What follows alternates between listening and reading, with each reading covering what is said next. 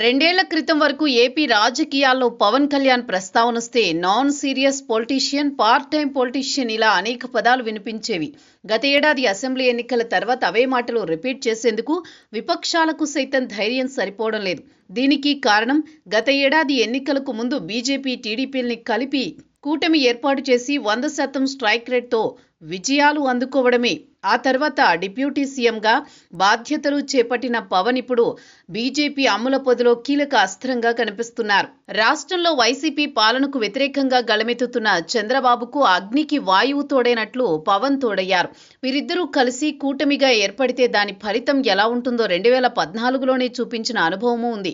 దీంతో మరోసారి వీరిద్దరూ బీజేపీని కలుపుకొని కూటమిగా ఏర్పడి పోటీ చేయాలని తీసుకున్న నిర్ణయంతో వైసీపీ డీలా పడిపోయింది. అక్కడి నుంచి వైసీపీ తిరిగి తేరుకోలేకపోయిందంటూ పవన్ వ్యూహాలు ఏ స్థాయిలో ఉన్నాయో అర్థం చేసుకోవచ్చు.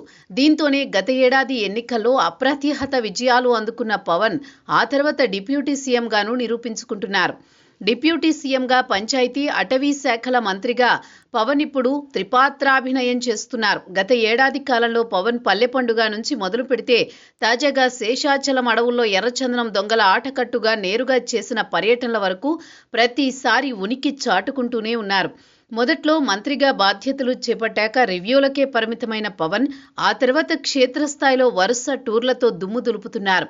దీంతో పవన్ ఎక్కడికి వెళితే అక్కడ ఆయనతో పాటు ప్రభుత్వ యంత్రాంగం కదులుతోంది. కేబినెట్లో ఆయన ప్రశ్నిస్తే నిర్ణయాలు మారిపోతున్నాయి.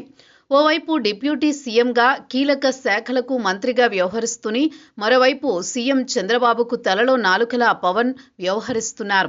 పవన్ అన్నా అంటూ లోకేష్, నా స్నేహితుడు పవన్ అంటూ చంద్రబాబు ఆయన్ను ఆకాశానికి ఎత్తేస్తున్నారు. అదే సమయంలో మరో మిత్రపక్షం బీజేపీ అయితే ఏకంగా ఏపీతో పాటు ఇతర రాష్ట్రాల ఎన్నికల ప్రచారంలో సైతం ఆయన్ను విస్తృతంగా వాడుకుంటోంది. తాజాగా బీహార్ ఎన్నికల్ని మినహాయిస్తే అంతకుముందు జరిగిన ప్రతి అసెంబ్లీ ఎన్నికల్లోనూ బీజేపీకి పవన్ ప్రచారం చేశారు. తిరుపతి లడ్డూ వ్యవహారంలో పవన్ ప్రశ్నించిన తీరు బీజేపీ భవిష్యత్తుపై ఆశలు రేపింది.